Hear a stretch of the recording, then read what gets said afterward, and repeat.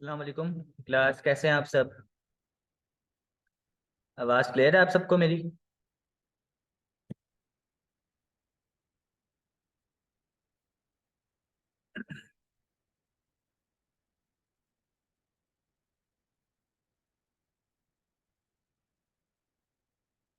जी, कैसे हैं आप सब?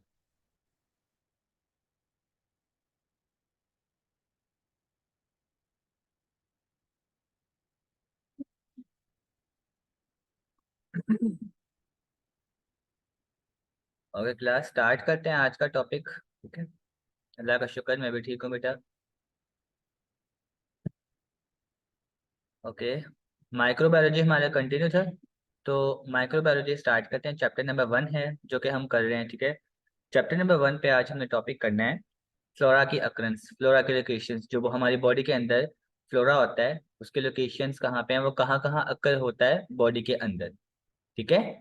लास्ट टाइम मैंने आपको ओवरव्यू के तौर पे हेडिंग्स बस बताई थी, तो उसकी थोड़ी डिटेल देखेंगे कि बेसिकली जो माइक्रोबायोलॉजी में चैप्टर नंबर 1 में हम देख रहे थे फ्लोरा। फ्लोरा की अकरेंस कहाँ कहाँ पे है ह्यूमन बॉडी के अंदर, टिश्यूज में और सेल्स में, वो किस तरह पाया जाता है। ठीक है।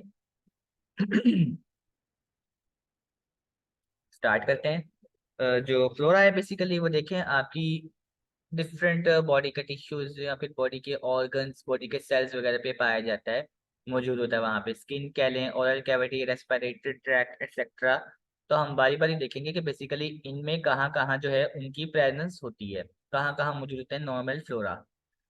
तो जो स्किन है बेसिकली, स्किन में अब आप कह लें कि कोई भी फ्लोरा, अब वायरस है, फंजाई है, बैक्टीरिया है, कुछ भी आ सकता है, लेकिन पर्टिकुलरली मोस्टली कौन आता है इसमें? स्टेफिलोकोकस बैक्टीरियम या फिर प्रोपियोनी बैक्टीरियम एक्नीस। ये दो जो है खास तौर पर इसमें अकर हो सकते हैं, एक तो स्टेफिलोकोकस और एक propionibacterium acnes. Okay. Staphylococcus bacteria तो आपने चैप्टर के स्टार्ट में देखा, जैसे कि हमने जहाँ पे classification of bacteria on the basis of their morphology में पढ़ा था। स्टेफिलोकोकस बेसिकली क्या होते हैं? कोकस बैक्टीरिया होते हैं, स्फेरिकल होते हैं। और ये क्या करते हैं बेसिकली? ये आपके इन्फेक्शन कॉज करते हैं स्किन पे, स्किन इन्फेक्शन कॉज करते हैं इसीलिए। ठीक है। बेसिकली स्किन पे मौजूद है तो स्किन इन्फेक्शन कॉज करेंगे। सेकेंडली आपका जो प्रोपियोनिक बैक्टीरियम एक्नीज है, नाम से जाहिर है ये एक्नी कॉज करते हैं। ठीक है। बैक्टीरिया है जो कि एक्नी कॉज कर रहे होते हैं।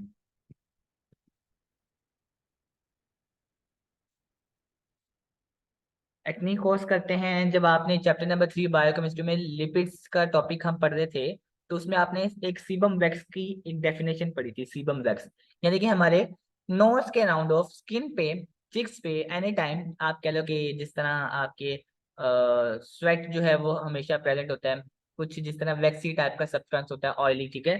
तो वहां पे जो है प्रोपियोनी बैक्टीरियम जो है वो एक्नीज प्रोड्यूस कर रहे होते हैं। ठीक है।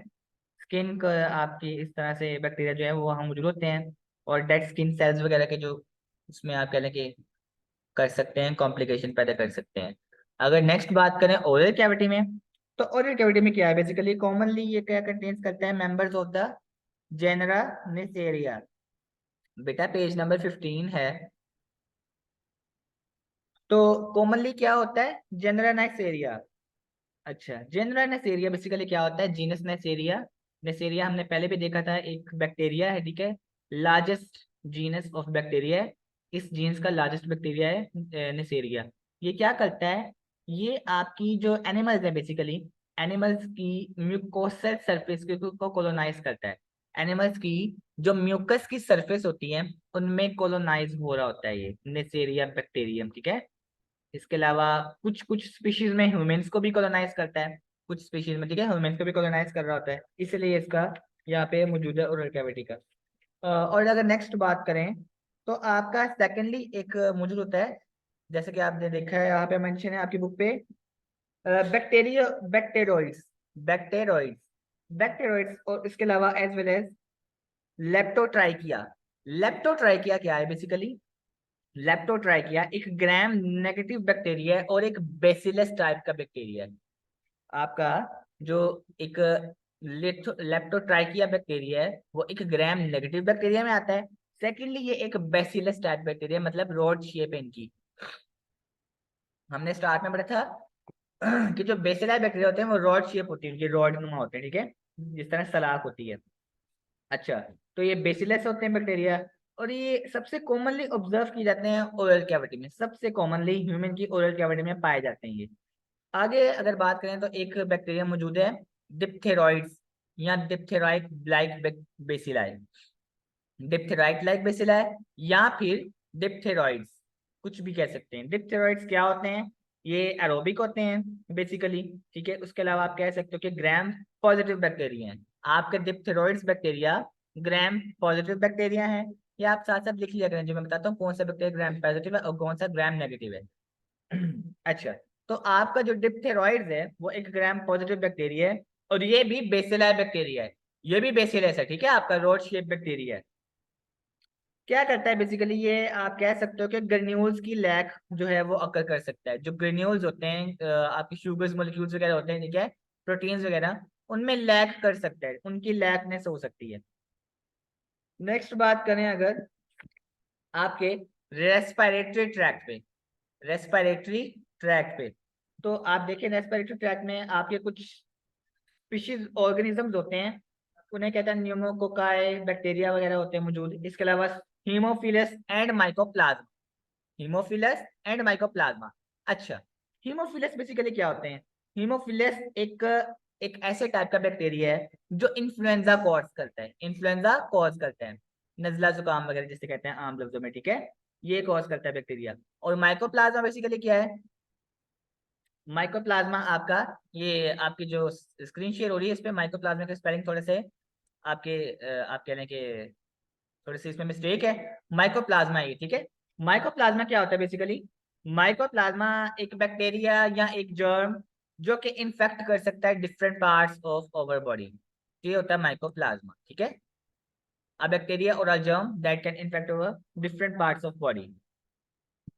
नेक्स्ट अगर बात करें नेक्स्ट अकरेंस की, तो वो होते हैं स्मॉल और लार्ज इंटेस्टाइन दोनों में, हमारी बड़ी आंत और छोटी आंत में, ठीक है। क्या होता है बेसिकली वहां पे भी माइक्रो ऑर्गेनिज्म बाउंड हुए होते हैं, ठीक है, बैक्टीरिया बाउंड हुए होते हैं, जिनमें सबसे पहले आते हैं क्लोस्ट्रीडियम स्पोर्स। क्लोस्ट्रीडियम स्पोर्स क्या होता है बेसिकली? ये स्पोर तो आपको पता ही होगा। क्लोस्ट्रीडियम क्या होता है बेसिकली? ये एक बैक्टीरियाज होते हैं जो आप कह सकते हो कि endospore, bacteria endospore is one of the most highly resistant. ये बेसिकली रेजिस्टेंट प्रोवाइड करते हैं जो स्पोर्स होते हैं, ठीक है। क्लोज पोर, ओपन पोर्स, क्लोज पोर्स। अगर स्पोर्स के हट के बात करें तो आपको पता होगा जैसे मसाम होते हैं इंसान के बॉडी पे, कुछ ओपन पोर्स होते हैं, कुछ क्लोज पोर्स होते हैं, ठीक है। तो यहाँ से ये बैक्टीरिया पास आउट हो रहे होते हैं, ठीक है, इन्हें कहा जाता है क्लोस्ट्रीडियम स्पोर्स। अच्छा, नेक्स्ट बात करते हैं, एक वर्ड है आपका जिसे कहा जाता है, जैसे कि लेक्स तो लिखा है स्ट्रेप्टोकोकाई, और ग्राम नेगेटिव बैक्टीरिया भी इसमें इंक्लूड होते हैं, रॉड बैक्टीरिया। उसमें क्या आता है? उसमें आता है आपका एंटीरोबैक्टर। एंटीरोबैक्टर क्या होता है? ये ग्राम नेगेटिव बैक्टीरिया है, ठीक है, ग्राम नेगेटिव है। इसके अलावा ये एनारोबिक बैक्टीरिया है। एनारोबिक, एनारोब्स आपको पता है ना, जो आप कह लें कि जिनको सांस लेने की जरूरत नहीं होती, वो एनारोब्स होते हैं, ठीक है। और आपका इसके अलावा और क्या प्रेजेंट होता है वहां पे? इसके अलावा किप्साइला, ठीक है, किप्साइला इसको प्रोनाउंस करते हैं। ये क्या है? ये आप कह सकते हैं नमूनिया की टाइप है, ठीक है, एक नमूनिया की टाइप है किप्साइला। इसके अलावा ये कौन सा बैक्टीरिया है? ये आपका ग्राम नेगेटिव बैक्टीरिया है। ग्राम नेगेटिव बैक्टीरिया है जो कि डिफरेंट एनवायरमेंट्स में पाया जा सकता है। मोस्टली अकर हो रहा होता है ये इंटेस्टाइनल पोर्शन में, लेकिन इसके अलावा डिफरेंट एनवायरमेंट्स में पाया जा सकता है। इसकी कहीं और भी आप कह सकते हो कि फेरिंग्स वगैरह में भी इसकी जो है लोकेशन अकर हो सकती है, फेरिंग्स फ्लेरिंग्स में, ठीक है, लेकिन मोस्टली ये इंटेस्टाइनल्स में होता है। क्लियर? इस तरीके से तो कॉमन है। आगे बात करते हैं, आपका जो है एक प्रोटियस बैक्टीरिया, प्रोटियस, जो कि आप देखिए अगर आपका जो क्लिप्सेला बैक्टीरिया है उसके बिल्कुल साथ ही वर्ड है प्रोटियस। प्रोटियस बैक्टीरिया क्या होता है? प्रोटियस एक ग्राम नेगेटिव बैक्टीरिया है। प्रोटियस एक ग्राम नेगेटिव बैक्टीरिया, मैं साथ साथ इसलिए बता रहा हूँ ताकि आप नोट करते जाएं कौन सा बैक्टीरिया ग्राम पॉजिटिव है और कौन सा ग्राम नेगेटिव है, क्योंकि इस तरह जो है वो क्वेश्चन आ सकता है, ठीक है।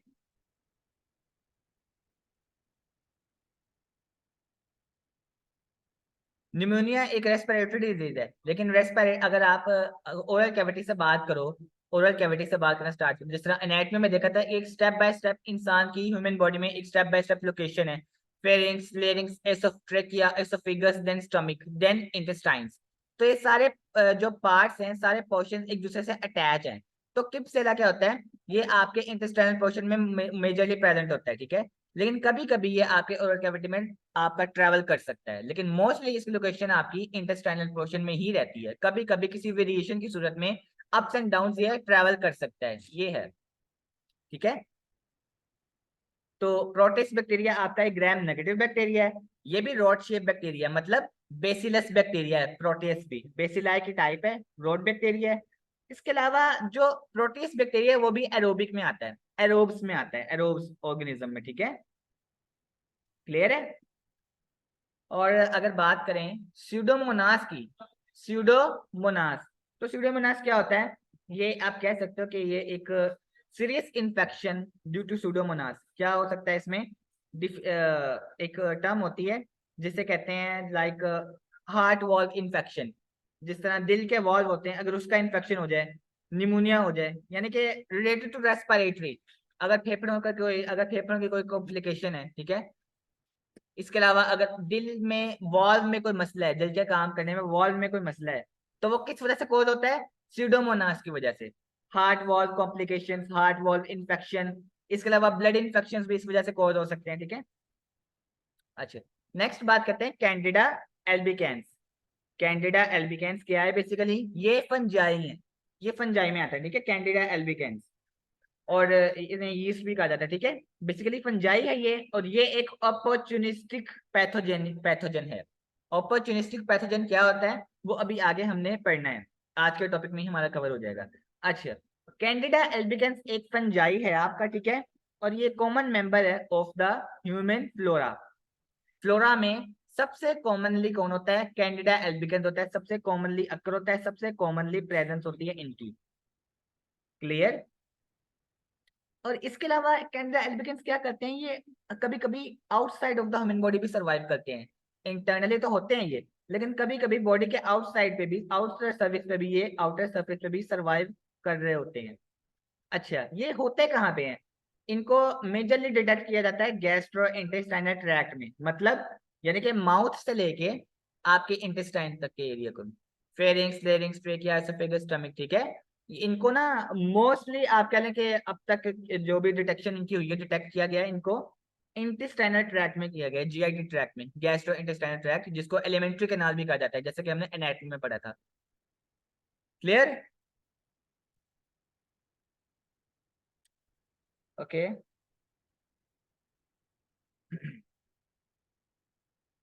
आगे है आपके वजाइना पोर्शन में। अच्छा, फीमेल रिप्रोडक्टिव पार्ट है, इसमें क्या है बेसिकली, इसमें एक तो लैक्टोबैसिलस होता है, और एक आपका आपका यूरोजेनिटल ओरिफाइस होते हैं। लैक्टोबैसिलस क्या होते हैं, जैसा कि नाम से जाहिर होता है कि बेसिलस की ही कोई फर्दर वेरिएशन है, बेसिलस की ही फर्दर कोई डिवीजन हुई हुई है, ठीक है, बेसिलस बैक्टीरिया की। और लार्जेस्ट बैक्टीरिया होते हैं ये क्या करते हैं, with in the group of lactic acid bacteria, इनमें बेसिकली लैक्टिक एसिड और बेसिलस बैक्टीरिया अगर एक साथ अटैच हो जाए, एक साथ उनका कॉम्बिनेशन हो जाए, तो वो होते हैं लैक्टोबैसिलस। क्लियर। बेसिकली लैक्टो यहाँ पे लैक्टिक एसिड को शो ऑफ कर रहा है। और ये यूज कहाँ पे जाके किया जाता है, मेनली ये यूज किए जाते हैं in the manufacture of dairy products. जिस तरह मैंने फर्मेंटेशन में, अगर आपने फर्मेंटेशन पढ़ना है वैसे अभी आपने आगे, फर्मेंटेशन क्या है, फर्मेंटेशन एक केमिकल प्रोसेस होता है जिसमें आप कह लो कि किसी भी चीज को कन्वर्ट किया जाता है, ठीक है। फर्मेंटेशन का प्रोसेस हम यूज करते हैं डिफरेंट किस्म के, यानी कि आप कह लो कि मशरूबात बनाने के लिए, अचार वगैरह बनाने के लिए, ठीक है, फर्मेंटेशन यूज किया जाता है। अच्छा, नेक्स्ट अगर बात करें, लोकेटेड नियर द ओरिजेनिटल urogenital orifices in both male and females. Urogenital orifice क्या होता है, ये आपका एक बॉडीली वेस्ट होता है, ठीक है, रिप्रोडक्टिव फ्लूइड होता है जो कि आपके रिप्रोडक्टिव सिस्टम में पाया जाता है। और इसके अलावा ये outside of the body cavity में आप कह लो कि एक्सट्रैक्शन हो जाती है इसकी। अगर बात करें आगे ब्लड यूरिन की, वो सिंपली है, ठीक है, ब्लड यूरिन में भी मौजूद होता है, स्टोमिक में भी मौजूद होता है फ्लोरा, और उसकी पीएच जो है वो लो ही होती है। अच्छा, अब बात करते हैं द मेजर टॉपिक, नियोनेट्स के बारे में। Introduction of normal flora in the neonates, यानी कि जो आपके नियोनेट्स हैं, यानी कि बच्चों की बात हो रही है, ठीक है। नियोनेट्स कहते हैं न्यू बोर्न चाइल्ड को, न्यू बोर्न चाइल्ड, जो बिल्कुल ही अभी पैदाइशी बच्चा होता है, बिल्कुल पैदा हुआ बच्चा, ठीक है, उन्हें नियोनेट्स कहा जाता है। अच्छा, तो उनमें फ्लोरा कहाँ कहाँ पे पाया जा सकता है, उनमें फ्लोरा का क्या इंट्रोडक्शन क्या है, ठीक है। तो नॉर्मल फ्लोरा इंट्रोड्यूस होते हैं उनमें चाइल्ड जब पास करता है थ्रू द बर्थ कैनाल, ठीक है, यानी कि बर्थ कैनाल, जैसे ही बर्थ कैनाल से बर्थ हुई है बच्चे की, ठीक है, बर्थ हुई है अभी, तो वहां पे उसकी इंट्रोड्यूस होना शुरू हो जाता है फ्लोरा उस पे, ठीक है। अच्छा, और ये एंटर कैसे करता है, जब सांस लिया जाता है अपॉन फर्स्ट फीडिंग, जब बच्चा ब्रीदिंग करेगा, फर्स्ट फीडिंग करेगा, तब ये एंटर हो जाता है बॉडी के अंदर, ठीक है, यानी कि नियोनेट्स में। अगर कलेक्टिवली बात करें तो इन्फेंट्स जो होते हैं, बच्चे जो होते हैं, वो आपको पता है कि विजाइनली बोर्न होते हैं, हैव अ गट माइक्रोबायोम। अच्छा, इनमें 2 से 3 दिन लगते हैं फ्लोरा को अपीयर होने में, ठीक है, कंप्लीटली अपीयर होने में। जिस तरह एक नॉर्मल ह्यूमन बॉडी में फ्लोरा की डिफरेंट लोकेशंस हैं, जो अभी हमने पीछे पढ़ी हैं, स्किन की, रेस्पिरेटरी ट्रैक्ट की, डिफरेंट यानी कि स्मॉल लार्ज इंटेस्टाइन में, तो आप कह लो कि वो तो विद इन वीक्स भी हो सकता है, फ्यू वीक्स भी कह सकते हैं, और विद इन डेज भी कह सकते हैं। आहिस्ता आहिस्ता बच्चे में हर पार्ट पे, हर लोकेशन पे जो है फ्लोरा की ट्रांसफॉर्मेशन स्टार्ट हो रही होती है, ठीक है, अंडर गोइंग द चेंजेस, जैसे जैसे चेंज आती है एनवायरनमेंट, जैसे जैसे उसके बच्चे की ग्रोथ होती है। तो ये एक नॉर्मल टॉपिक था एज सच। पैथोजेनिसिटी देखते हैं। पैथोजेनिसिटी का क्या मतलब है। पैथोजेनिसिटी आप कह सकते हो, ये एक ऐसी टर्म है, ये एक ऐसी एबिलिटी है, किसकी एबिलिटी है, पैरासाइट की। देखो, पैथोजेन का मतलब क्या होता है, पैथोजेन कहा जाता है किसी भी हार्मफुल सब्सटेंसेस को। हार्मफुल सब्सटेंस कुछ भी हो सकता है, bacteria, virus, parasite, fungi, microbe, कुछ भी, एनीथिंग एल्स, ठीक है। तो पैथोजेन तो कोई भी हो सकता है। अच्छा, तो पैथोजेनिसिटी क्या है, pathogenicity refers to the ability of parasite, ये एक पैरासाइट की ऐसी एबिलिटी है जिसमें क्या किया जाता है, अच्छा, to gain entry to the host tissue, यानी कि आप कह लो कि जो होस्ट में उसने एंटर करना है, उसके एंट्री होने, उसके एंट्रेंस की एबिलिटी को डिफाइन किया जा रहा है, पैथोजेन के एंट्रेंस एबिलिटी को, जब वो एंटर कर रहा है बॉडी के अंदर, ठीक है। जब एंटर होगा उसके साथ साथ कोई चेंजेस भी आएंगी, एनाटॉमिकल चेंजेस, फिजियोलॉजिकल चेंजेस, हर तरह के चेंजेस आएगी, उसकी डिजीज, उसकी इलनेस के भी चांसेस हैं। देखो ना, अब अगर कोई भी बैक्टीरिया बॉडी के अंदर इन्वेट कर रहा है, कोई भी हार्मफुल सब्सटेंस बॉडी के अंदर इन्वेट कर रहा है, तो क्या होगा, जब भी कोई हार्मफुल सब्सटेंस बॉडी के अंदर इन्वेट करेगा, एंटर होगा, तो उसमें पैथोजन क्या करेगा, अंदर बॉडी में कुछ ना कुछ वेरिएशन आएगी, कोई चेंजेस होंगी, फिजियोलॉजिकल चेंजेस होंगी, उसकी फिजियोलॉजी, उसके काम जो उसके ऑर्गन्स काम करें उनमें थोड़ी सी आप कह लो चेंजेस आएंगी, ठीक है। माइनर चेंजेस भी आ सकती हैं, मैक्सिमम चेंजेस भी आ सकती हैं। तो ये एक इस बात को कहा जाता है पैथोजेनिसिटी, यानी कि पैथोजन की पैथोजन की उस एबिलिटी को, जिस एबिलिटी से वो एंटर हो रहा है होस्ट के टिश्यूज, उसके सेल्स वगैरह में, बॉडी के अंदर जिस तरह से वो एंटर कर रहा है। क्लियर है। आगे चलते हैं पैथोजन। पैथोजन जैसे मैंने आपको पहले बता दिया, पैथोजन क्या है, ये कोई भी ऑर्गेनिज्म हो सकता है, कोई भी हार्मफुल सब्सटेंस हो सकता है, जिसमें आप कह लो बैक्टीरिया, वायरस, फंजाई, कुछ भी हो सकता है, ठीक है। Organism having pathogenicity is called pathogen. वो ऑर्गेनिज्म जिसमें पैथोजेनिसिटी है, यानी कि बॉडी में एंटर होने की सलाहियत है पैथोजन को, तो उसे पैथोजन कहा जाता है, ठीक है। The symbiotic relationship between host and parasite is called parasitism. ये तो हमने पहले ही पढ़ लिया है जब हमने बात की थी हमारे सिम्बियोटिक रिलेशनशिप्स की, जिसमें कॉमेंसलिज्म, म्यूचुअलिज्म और पैरासाइटिज्म का टॉपिक आया था, तो पैरासाइटिज्म तो वहीं पे कवर हो गया था। अच्छा, और पैरासाइट जो है वो वेरी कर सकते हैं in the pathogenicity greatly, very कर सकते हैं, इनकी अमाउंट वेरी कर सकती है, ठीक है, कम, ज्यादा, मॉडरेट, कुछ भी हो सकती है, वेरी करती है इनकी अमाउंट।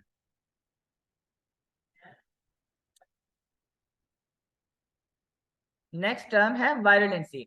वायरुलेंसी का क्या वर्ड है, इसका आप कह लो कि क्या मतलब क्या होता है, द सेवेरिटी और हार्मफुलनेस ऑफ अ डिजीज और पॉइजन। वायरुलेंस का मतलब क्या है, हम कह सकते हैं वायरुलेंट या वायरुलेंसी, सॉरी वायरुलेंसी पहले देख लो। वायरुलेंसी एक ऐसा वर्ड है जिसे हम यूज करते हैं किसको एक्सप्रेस करने के लिए, degree of the pathogenicity of parasite. मतलब अब कोई भी अगर पॉइजन है, कोई भी बैक्टीरिया है, ठीक है, कोई भी पॉइजन, कोई भी बैक्टीरिया, कोई भी हार्मफुल सब्सटेंस है, उसके हार्मफुलनेस की कितनी सेवेरिटी है, वो कितनी सेवेरिटी, कितनी शिद्दत से अपने अंदर ये सलाहियत रखे कि वो कितना जहरीला है, कितना टॉक्सिक है बॉडी के लिए, ठीक है। तो इस चीज को कहा जाता है वायरुलेंसी या वायरुलेंस। क्लियर। उसकी बेसिकली इंटेंसिटी को, उसकी शिद्दत को कहा जाता है कि वो कितना वायरुलेंस वायरुलेंस है बॉडी के लिए, ठीक है। अब अगर बात करें वायरुलेंट की, तो वायरुलेंट क्या होता है? ये organism such as thyroid, typhoid, bacillus that invariably cause disease is said to be highly virulent. Virulent का मतलब क्या होता है? एक्सट्रीमली पॉइजनस और विनोमस, बहुत ज्यादा जहरीला, बहुत ज्यादा खतरनाक। विनोमस मोस्टली पॉइजनस और मोस्टली विनोमस, एक्सट्रीमली विनोमस, तो उसे हम कहते हैं, उस ऑर्गेनिज्म को कहते हैं वायरुलेंट। टाइफॉइड बेसिलस, बेसिलस एक रॉड टाइप बैक्टीरिया है, और अगर टाइफॉइड बेसिलस हो जाए मिलकर तो वो एक एक इनवेरिएबली डिजीज कोज करते हैं, एक ऐसी डिजीज कोज करते हैं जो बहुत ज्यादा खतरनाक होती है, एक्सट्रीमली, आप कह लो कि एक्सट्रीमली वो हार्मफुल होती है और एक्सट्रीमली पॉइजनस बन जाती है बॉडी के लिए। तो इस चीज को कहा जाता है, इस टर्म को कहा जाता है वायरुलेंट। कि कौन सी डिजीज कितने, आप कह लो कि कितने उसकी विनोमस है, कितना एक्सट्रीम उसका पॉइजन उसके अंदर मौजूद है, ठीक है, टॉक्सिक कितने अंदर उसके टॉक्सिन्स कितने हैं।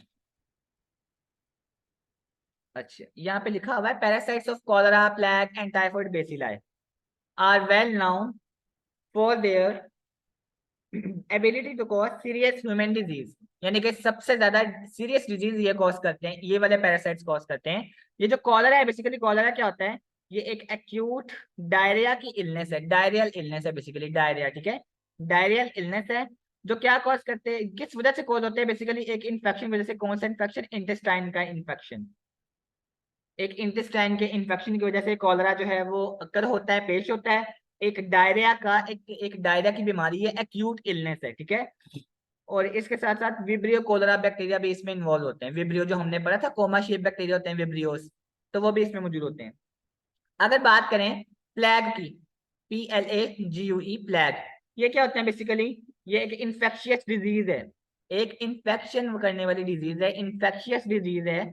जो क्या कॉज करती है, आप कह सकते हो, जो कॉज होता है बैक्टीरिया की वजह से, usually found in small mammals and, ठीक है, usually found in small mammals, जो छोटे जानवर होते हैं बेसिकली उनमें ये मोस्ट इनकी अमाउंट पाई जाती है, ठीक है। और ये डिजीज ट्रांसमिट होती है between the animals and their fleas, ठीक है। यानी कि एनिमल्स में ना, ये आप कह लो कि जो डिजीज है वो ट्रांसमिट हो रही होती है, बहुत तेजी से फैल रही होती है। और किसी,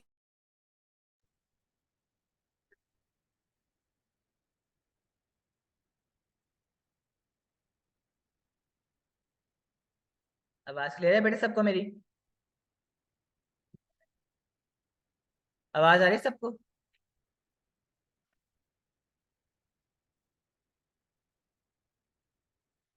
जी बेटा, सबको आवाज क्लियर है? अच्छा, तो हम बात करते हैं प्लेग की। बेसिकली प्लेग क्या होते हैं? ये एक इन्फेक्शियस डिजीज है जो एक बैक्टीरिया की वजह से कॉज करती है, ठीक है। ये कहाँ पे बेसिकली पाए जाते हैं? Usually found in the small mammals, जो छोटे जानवर होते हैं, मैमल्स होते हैं बेसिकली, उनमें मोस्टली पाया जाता है। और ये ट्रांसमिटिंग डिजीज है, बहुत जल्दी से फैलती है। और कभी कभार ऐसा होता है कि it can also transmit from animals to humans, कभी कभार ये इन जानवरों से इंसानों में भी ट्रांसमिट होने का इसमें खदशा होता है, इसमें इसका खतरा होता है, ठीक है।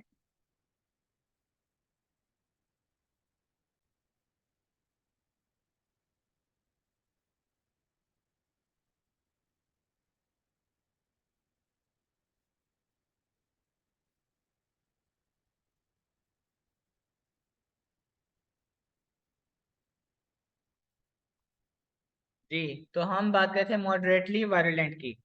देखो नाम से जाहिर है, वायरुलेंसी, वायरुलेंट वर्ड तो हमने पहले देख लिया कि क्या है बेसिकली ये, ठीक है। वायरुलेंसी क्या होता है, वायरुलेंट क्या होता है, वो तो हमने पहले ही देख लिया। अब बात करते हैं कि मॉडरेटली वायरुलेंट। मॉडरेट मतलब दरमियाना किस्म का, ठीक है। मॉडरेट कहते हैं दरमियाने टाइप को, ना बहुत ज्यादा वैल्यू ना बहुत कम वैल्यू, ठीक है, उसे कहा जाता है मॉडरेट। तो organism such as Candida albicans, organism such as Candida albicans that sometimes cause disease is labeled moderately virulent. Okay बेटा, मैं रिपीट करता हूँ, पहले मॉडरेटली वायरुलेंट देख लें। मॉडरेटली वायरुलेंट क्या होता है? कभी कभी आपका कॉज करता है डिजीज और कभी कभी कॉज नहीं करता, ठीक है। समटाइम्स कॉज करता है डिजीज और समटाइम्स नहीं कॉज करता। तो जो कैंडिडा एल्बिकेंस होते हैं, जैसे कि मैंने बताया फंजाई, ये जो कैंडिडा एल्बिकेंस टाइप के फंजाई होते हैं, इन्हें खास तौर पर लेबल किया जाता है कि ये मॉडरेटली वायरुलेंट है। हर सिचुएशन में ये डिजीज कॉज नहीं करते, समटाइम्स डिजीज कॉज करने वाले ये होते हैं, ठीक है, कभी कभार। तो ये आते हैं मॉडरेटली वायरुलेंट टर्म्स में। ठीक है। आगे एक और टर्म है ए वायरुलेंट। ए वायरुलेंट का मतलब क्या है? Certain organism describe as a virulent are not regarded as disease agents. यानी कि ए वायरुलेंट का मतलब ये है कि वो वाले ऑर्गेनिज्म जो बिल्कुल भी डिजीज को रिगार्ड नहीं करते, बिल्कुल भी डिजीज अकर नहीं करते एजेंट्स, उन्हें ऑर्गेनिज्म को कहा जाता है ए वायरुलेंट। ठीक है। मिसाल के तौर पर क्या मिसाल, जैसे मैंने आपको बताया था फर्स्ट लेक्चर में, streptococci and found in yogurt are example. जो हम दही बेसिकली खाते हैं योगर्ट, उसमें बैक्टीरिया जो होते हैं वो लातादाद होते हैं। इतने बैक्टीरिया कभी आपने अगर चेक करवाएं, ठीक है, टॉक्सिकोलॉजी लैब में अगर आप अपने योगर्ट का सैंपल दें किसी लैब वाले को और आप चाहें कि आपको देखना है उस योगर्ट में कितने बैक्टीरिया हैं, तो आप हैरान रह जाएंगे कि बैक्टीरिया की जो है अमाउंट तो बहुत ज्यादा है। लेकिन अब योगर्ट तो हम डेली बेसिस पे खाते हैं, ठीक है, फिर क्यों नहीं कुछ होता? क्योंकि वो बैक्टीरिया बॉडी के लिए अच्छे हैं। तो ए वायरुलेंट का मतलब है ऐसे बैक्टीरिया जो डिजीज कॉज नहीं करते, जो ऑर्गेनिज्म डिजीज कॉज नहीं करते, वो ए वायरुलेंट है, और वो हम उन्हें अपनी ज्यादा जिंदगी में यूज भी करते हैं। ठीक है। तो उन्हें कहा जाता है avirulent, not regarded as disease agents. Clear है? बेटा माइक ऑफ कर दें, जिसका माइक ऑफ। खुशियां देखो इसकी।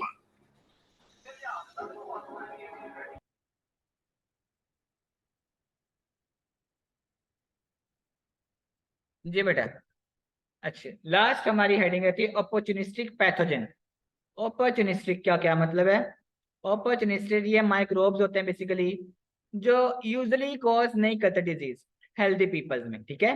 हेल्दी पीपल में डिजीज कॉज नहीं करते, but may become virulent.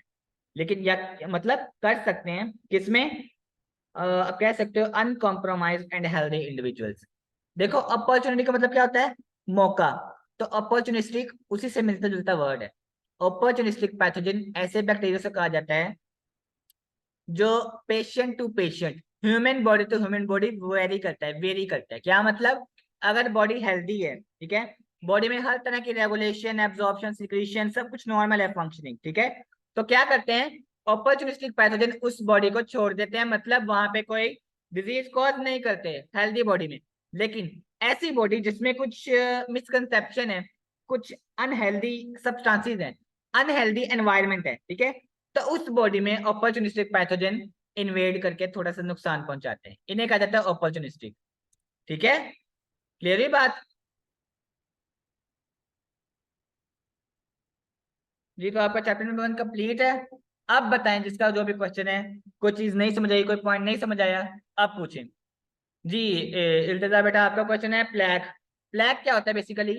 Plague एक इन्फेक्शियस डिजीज है जो एक बैक्टीरिया से कॉज होती है। ठीक है। अब ये कहाँ पे होता है बेसिकली? यूजुअली इसे पाया जाता है, फाउंड होता है ये स्मॉल मैमल्स में, स्मॉल मैमल्स में। लेकिन ये इसे कहा जाता है कि एक ट्रांसमिटिंग डिजीज है, मतलब फैलने वाली बीमारी है, ट्रांसमिट होती है ये। ठीक है। तो ये एनिमल्स टू एनिमल्स भी ट्रांसमिट हो सकती है, बट इन सम केसेस ये एनिमल्स टू ह्यूमन बॉडी में भी ट्रांसफर हो सकती है, ट्रांसमिट हो सकती है। ठीक है। यानी कि जानवरों से इंसानों में भी ट्रांसमिट होने का इसमें खदशा होता है, इसमें खतरा होता है। ठीक है, प्लेग में। जी बेटा, और किसी का कोई क्वेश्चन? आपका माइक्रोबायोलॉजी का चैप्टर नंबर 1 आज कंप्लीट हो गया है। ऑनवर्ड नेक्स्ट लेक्चर में हम इंशाल्लाह चैप्टर 2 स्टार्ट करेंगे। अभी आज के लेक्चर में किसी को भी कोई क्वेश्चन है तो कर सकते हैं। कोई पॉइंट ना समझ आया हो, कहीं कोई कंफ्यूजन हो तो बताएं। Small and large intestine summary.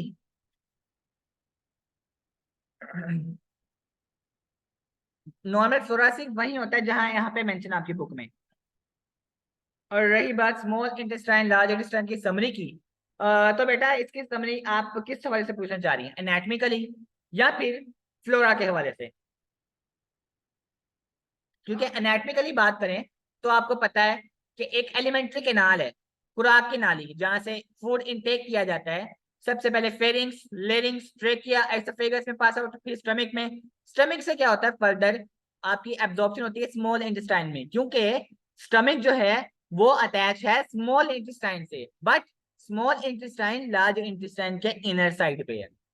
जो स्टमक है वो स्मॉल इंटेस्टाइन से अटैच तो है, लेकिन स्मॉल इंटेस्टाइन के ऊपर होती है लार्ज इंटेस्टाइन। स्मॉल इंटेस्टाइन के पार्ट होते हैं ड्यूडेनम, जुजुनम, इलियम, और लार्ज इंटेस्टाइन के होता है सीकम और कोलोन। और कोलोन आपको पता है कि कोलोन क्या है बेसिकली? पहले जो अपर जा रही है असेंडिंग कोलोन, देन उसमें कर्व आती है, उसे कहते हैं ट्रांसवर्स। देन नीचे की तरफ डाउनवर्ड आती है कोलोन, उसे कहा जाता है, लार्ज इंटेस्टाइन का बता रहा हूँ, उसे कहा जाता है डिसेंडिंग कोलोन। एंड देन उसके बाद जहां पे वो एनल केनाल से अटैच होती है लार्ज इंटेस्टाइन, उसे कहा जाता है सिग्मोइड कोलोन। जी, और किसी का कोई क्वेश्चन?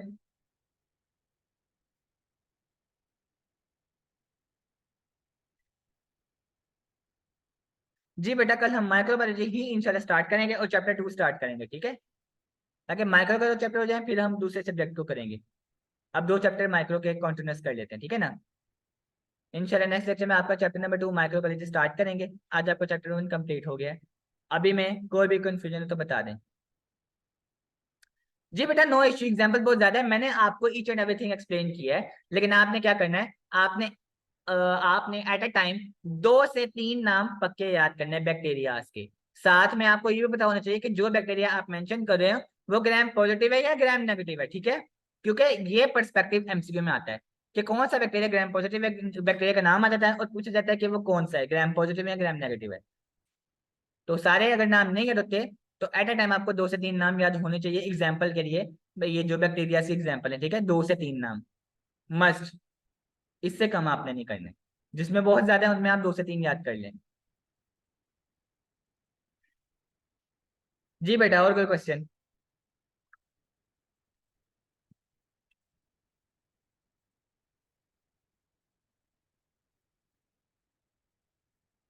जी बिल्कुल, बिल्कुल एस रिच ग्राम पॉजिटिव है।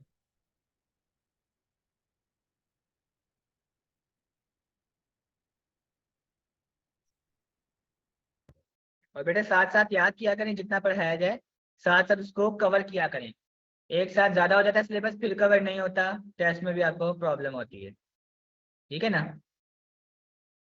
तो साथ साथ ही डेली का डेली लेक्चर याद किया करें। माइक्रो थोड़ी कॉम्प्लिकेटेड है।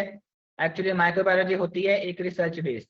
जितनी भी हमारी पाकिस्तान में, पाकिस्तान के बाहर रिसर्चेज होती हैं, रिसर्च मतलब रिसर्च सेंटर में जो रिसर्च हो रहा है, साइंटिस्ट जो नया से नया चीज इन्वेंट कर रहे हैं, रिसर्च कर रहे हैं, वो फिर माइक्रोबायोलॉजी में आता है, ठीक है? सब कुछ जस्ट लाइक दैट, जिस तरह पाक स्टडीज में कोई भी हुकूमत होती है वो आप याद करते हो, इस तरह माइक्रोबायोलॉजी सारी एक रिसर्च बेस है। साइंटिस्ट ने जो भी रिसर्च की, जिस तरह की भी की, वो सारी माइक्रोबायोलॉजी में आती है, तो थोड़ी कॉम्प्लिकेटेड हो जाती है, ठीक है? तो आपने साथ साथ इसको कवर करना है।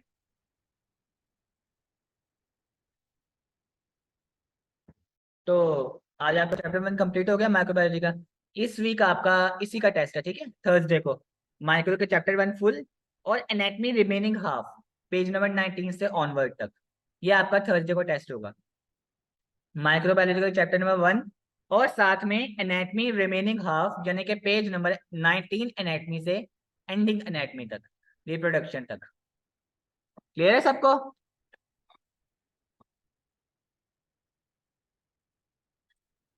जी क्लियर होगी बात?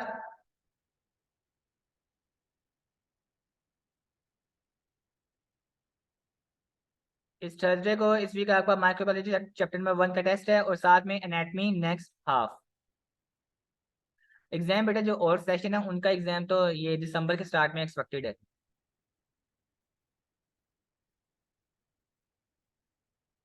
ठीक है, और किसी का कोई क्वेश्चन?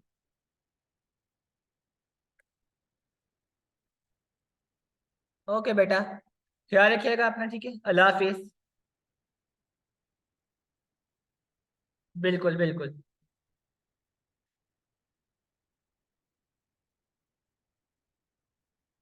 ओके जी, अल्लाह हाफिज।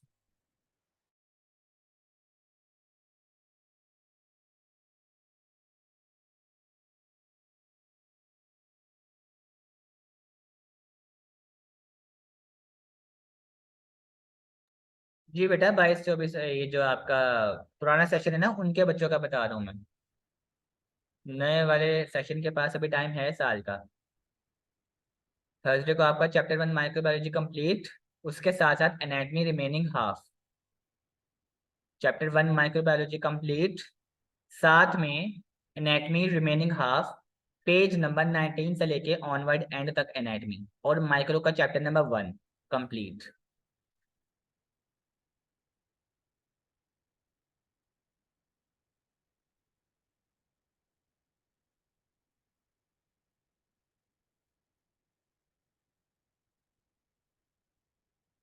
बेटा माइक्रो का चैप्टर 1 और एनाटॉमी रिमेनिंग हाफ।